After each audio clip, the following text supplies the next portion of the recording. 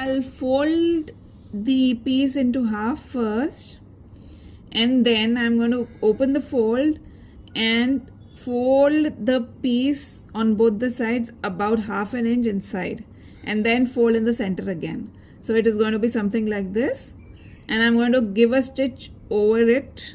What the handle looks like after giving the stitches on both the sides.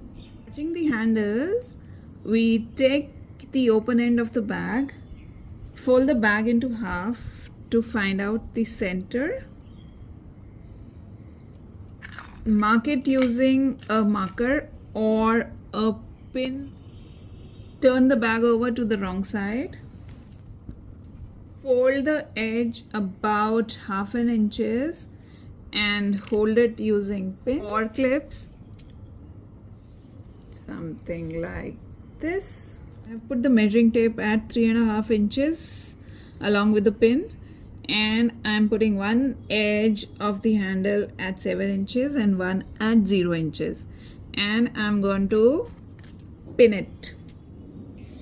I'm going to measure and do the same on the other side also. Let me do that. Second handle, I use the previous one as a marker and pin the second handle as well.